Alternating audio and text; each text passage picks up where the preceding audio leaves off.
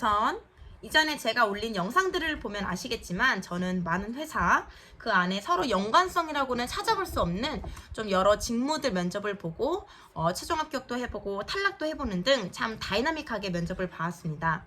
그리고 오늘은 여러 면접설 중에서 좀 첫 번째로 이 비서 합격 후기 및 면접 팁 영상을 찍어보기로 합니다. 시작하기 전에 먼저 말씀드리겠지만 제 영상은 전문성을 띈다든지 이렇게만 하세요를 말씀드리는 내용이 절대 아니에요.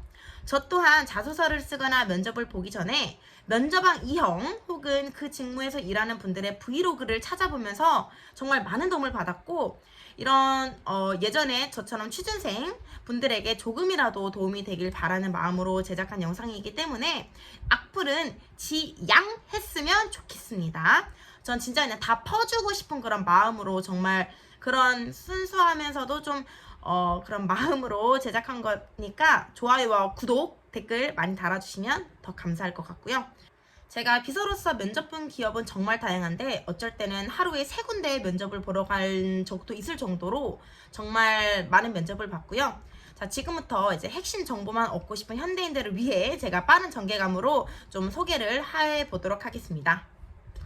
먼저 저는 광명상가라인 학교를 졸업했고 전공은 비서학과는 아니에요.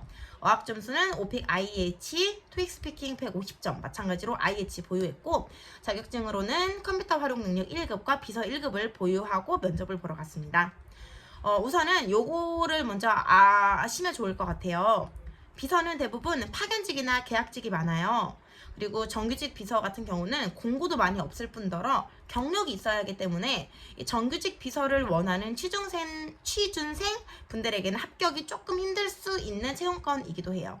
그렇기 때문에 만약에 내가 비서로서 커리어를 쌓을 거다라고 하면 저는 파견직으로라도 먼저 시작하는 것도 좋을 것 같다는 그런 제 개인적인 생각이에요. 왜냐면 지금 취업하기도 너무 힘들고 공고도 많이 나오지 않잖아요.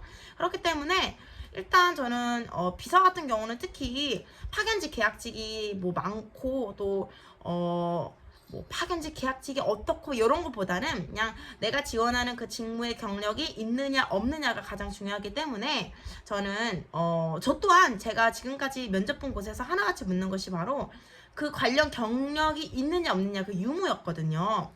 그리고 모든 비서가 그렇다고 다 파견직이라는 건 아니지만 대기업의 임원비서 채용권은 한 99% 정도 파견직일 정도로 좀 인재를 그렇게 채용을 하고 있고 근데 반대로 법무법인에서 일하는 로펌 비서는 좀 정규직 채용권이 좀 많아요. 대부분 거의 정규직 채용권이라고 할 수가 있죠. 그렇기 때문에 내가 만약에 정규직 비서가 되고 싶다면 로펌 비서를 지원하면 될 것 같아요. 그리고 참고로 임원 비서는 전문대 비서학과를 졸업한 친구들이 빠르게 사회생활을 시작하기 위해서 첫 스타트로 들어오는 경우가 많기 때문에 나이를 조금 많이 보는 편이고 로펌 비서는 20대 중반도 좀 무난하게 합격하는 편이에요. 그래서 내가 만약에 비서 경력이 없고 나이가 좀 많다 싶으면 저는 오히려 임원 비서보다는 로펌 비서에 지원하는 것을 추천드려요. 그리고 내가 영어 실력이 좀 좋다, 영어 점수가 좋다 하면 로펌 비서가 오히려 더 진짜 점수도 영어 점수 많이 보니까 이 부분 좀 참고해 주시면 좋을 것 같고요. 제가 지난 저의 지원 현황에 의하면 저같이 비서 경력 없고 제가 그때 29살에 임원 비서에 지원해서 최종 합격을 받았었거든요. 그때 진짜 저랑 어쩌다가 딱 한 명 제외하고서는 다들 비서로서 일했던 경험을 좀 최소 하나씩은 한 개씩은 갖고 있었어요. 그래서 제가 얼마 전도 아니죠. 어쨌든 작년이죠. 지금 2024년도니까 제가 KT 임원비서 면접 보러 갔을 때도 제가 아무리 그 직전에 다른 회사에 다른 직무 경험이 있다 한들 비서로서 일했었던 다른 지원자가 있다면 제가 뽑힐 확률은 현저하게 줄어들더라고요.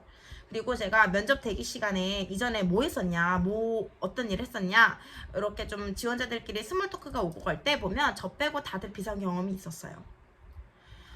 뒤에 면접 팁 영상에서도 나오겠지만 면접 질문 중 하나가 바로 골프 부킹해 본 적 있어요?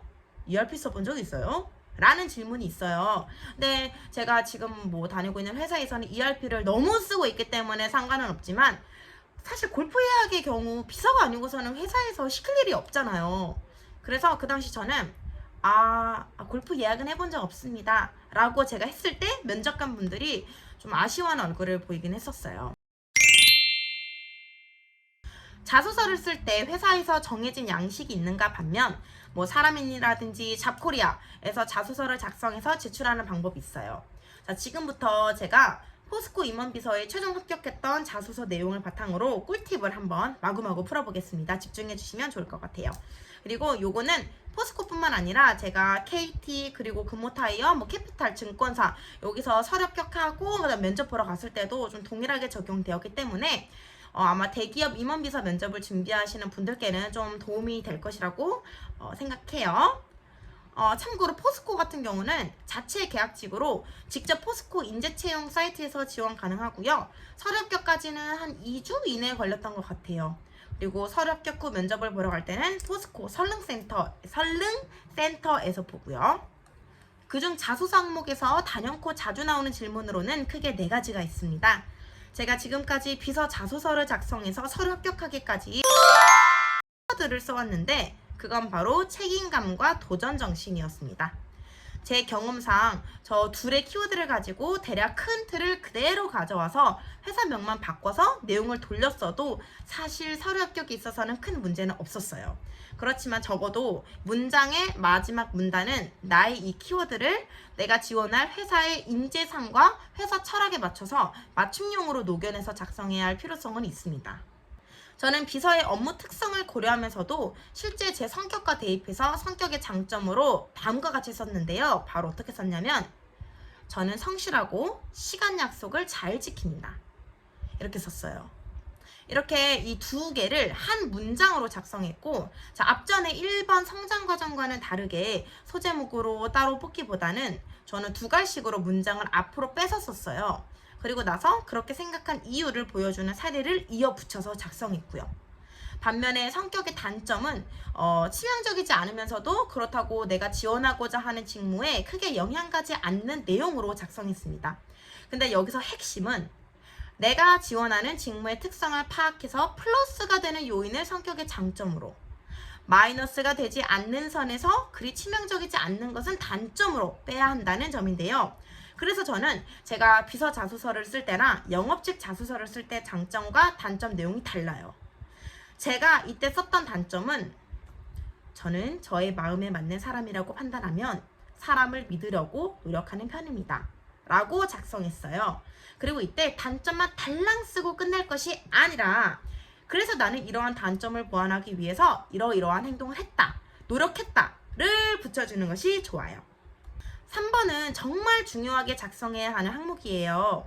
사실 관련해서 주요 경력이 있으면 쓸 에피소드도 많고 얘기거리가 많아서 내가 좀 잘 다듬기만 한다면 요 3번 같은 경우는 좀 빠르게 작성할 수 있는 항목이기도 해요. 하지만 신입의 경우 회사 생활을 한 게 없기 때문에 좀 막막할 수도 있어요. 이때 전공과 관련해서 내용을 풀었어도 되고 뭐 내가 아르바이트라든지 인턴 활동이 있다면 그거를 작성해도 좋아요.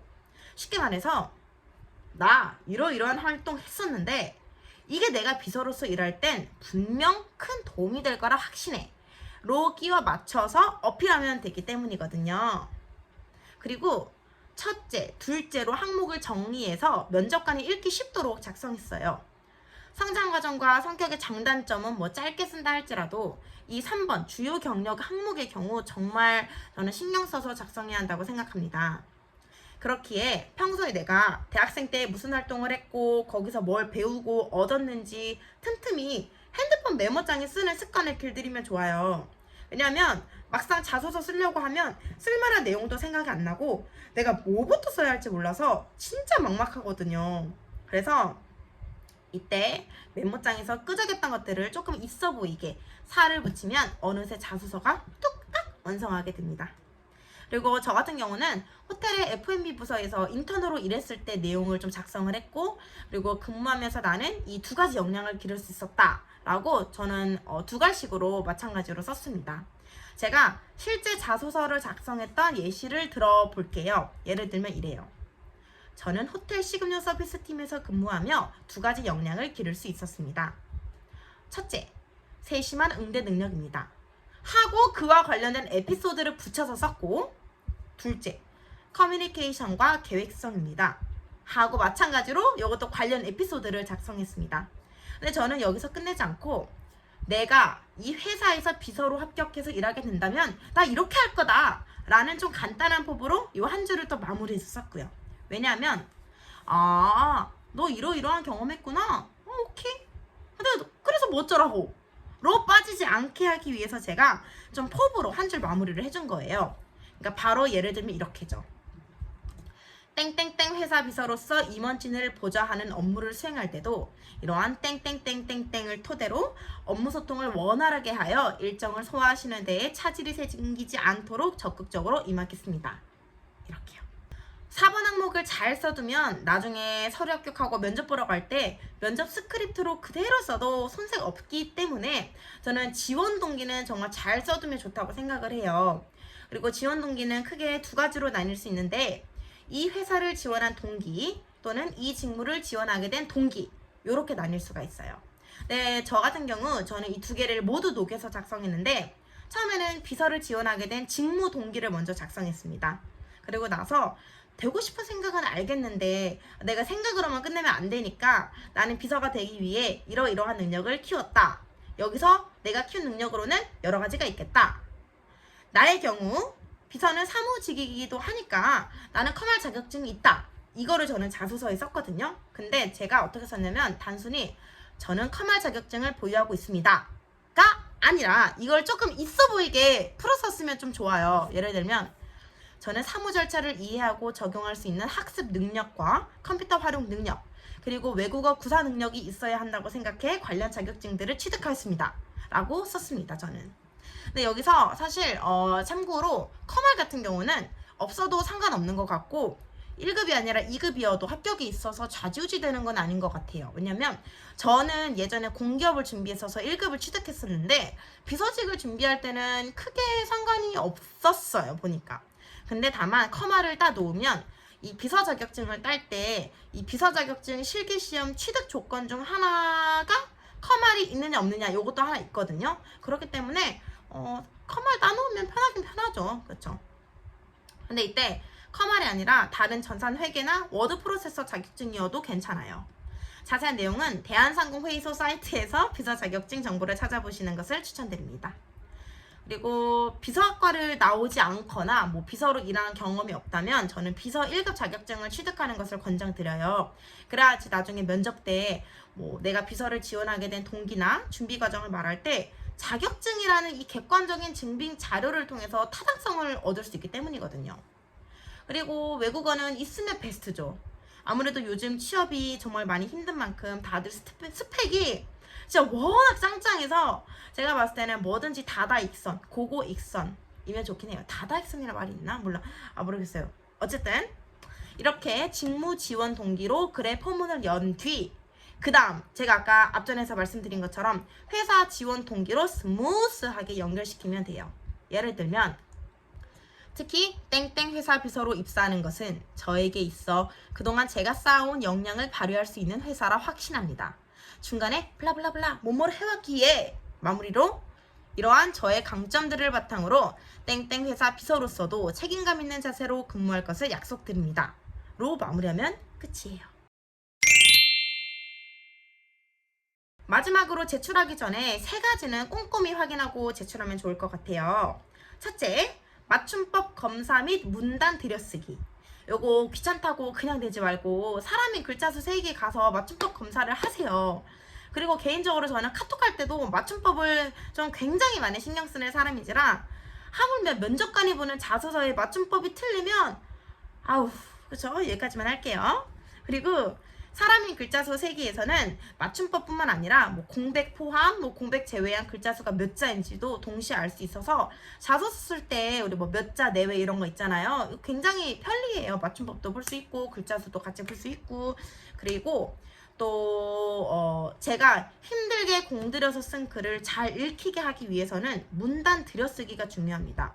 이게 뭐냐면 줄글로 빼곡하게 쓰면 가독성을 해치고 또 수많은 지원자들의 자소서를 읽는 면접관의 뇌리에 박히는 게 하나도 없어요.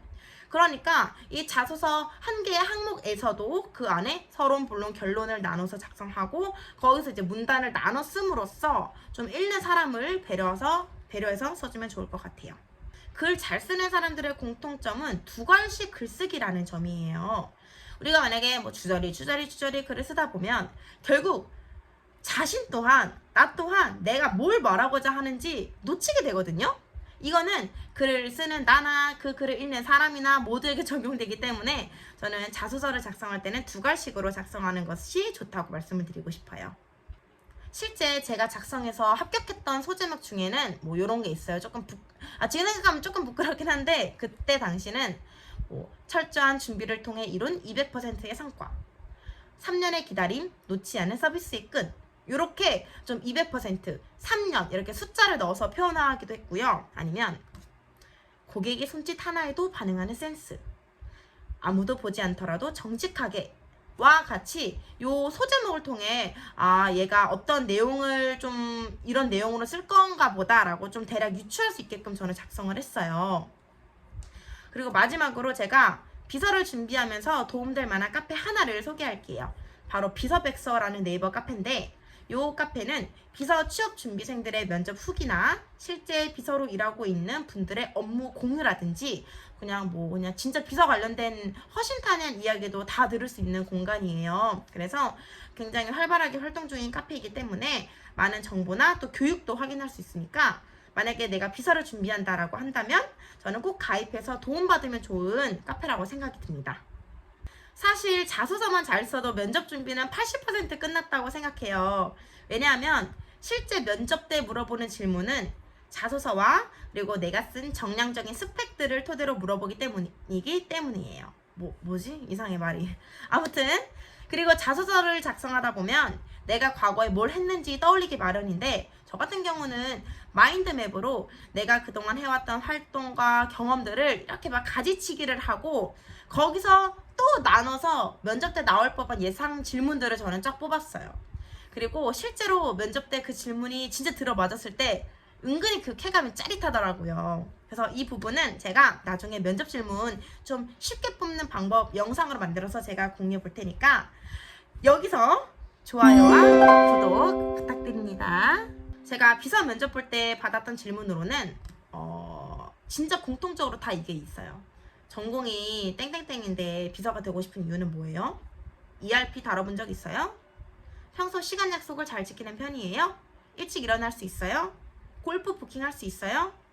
왜 이 회사에 꼭 입사해야만 하는 이유가 뭐예요? 이런 거고 진짜 면접의 난이도는 근데 제가 개인적으로 생각했을 때 저는 좀 하라고 생각이 들어요. 그러니까 평소 취준하면서 면접 준비를 해왔다면 기본적으로 다 물어보는 질문들이기 때문에 비서만을 위해서 따로 준비할 필요는 저는 없다고 생각이 들어요. 그러니까 여기까지는 제가 개인적으로 비서 면접을 봐왔을 때의 얘기고 근데 일단 비서는 임원진 분들이 출근하는 시간에 따라가기 때문에 만약에 출근 시간이 8시라고 해도 7시 30분까지 출근할 수 있냐고 물어보기도 하는 등 진짜 일찍 출근하는 부분이 괜찮은지 꼭 물어보시더라고요. 그래서 저는 면접 때 나는 시간 약속을 잘 지키고 아침에 일찍 출근하는데 문제 없다 이런 것을 좀 어필하면 좋을 것 같아요. 그리고 면접 볼 때는 당연한 말이겠지만 깔끔한 모나미 룩이나 세미 정장을 입고 오는 것을 추천하고요. 머리 막 지저분하게 그냥 풀고 오시지 마시고 그냥 깔끔하게 머리 하나로 묶는다든지 단발이신 경우는 좀 깔끔하게 고데기로 이렇게 안으로 말아서 좀 깔끔하게 면접장에 와 주시면 좋을 것 같아요. 그리고 대부분 면접자들은 굉장히 단정하고 차분한 분위기를 띠고 있어요. 대부분. 그렇기 때문에 내가 만약에 좀 평소에 방방 뛰는 스타일이다 하면 제가 진짜 방방 뛰는 스타일이거든요. 그래서 저는 비서 면접 때만큼은 정말 차분하게 가라앉고 면접을 봤어요. 면접도 살짝 연기하라는 말 있잖아요. 네, 그렇게 해주시면 좋을 것 같고요. 제가 마지막으로 꼭 해드리고 싶은 말이 있어요. 이전에 제가 비서 면접만 보러 다녔을 때는 제가 진짜 줄줄이 사탕처럼 다 떨어졌고 결국은 포기하고 다른 직무를 준비했다가 다시 퇴사하고 제가 비서 면접을 2023년도 하반기에 다시 보러 갔거든요. 그때 제가 로펌이랑 대기업 이렇게 두 군데의 비서에 합격을 하게 됐어요. 그때 제가 27살 때는 합격도 하지 못했던 그때 제가 29살에 비서 경력 1도 없는 29살이라는 늦은 나이에 비서를 합격하게 되었어요. 근데 이게 전 진짜 기대 하나도 안 하고 아 진짜 이번이 마지막이다 라는 생각으로 지원한 거였는데 합격하게 돼서 진짜 신기했거든요. 그렇기 때문에 제가 취준생 분들에게 꼭 해주고 싶은 말이 있어요. 뭐냐면 인생은 정말 내 뜻대로 되지 않아요. 내가 아무리 간절히 바란다고 해도 안 될 때가 있어요. 그런데 몇 년이 지나서 갑자기 이루어질 때가 있어요. 근데 막 그런 말 있잖아요. 사람은 다 자기만의 때가 있다. 이런 말이 있는데 저는 그 말이 진짜 맞다고 생각이 들어요. 그러니까 여러분들도 마음을 비우고 그냥 묵묵하게 임하다 보면 언젠가 자기만의 때가 오거든요. 그렇기 때문에 너무 조급해하지 않으셨으면 좋겠어요.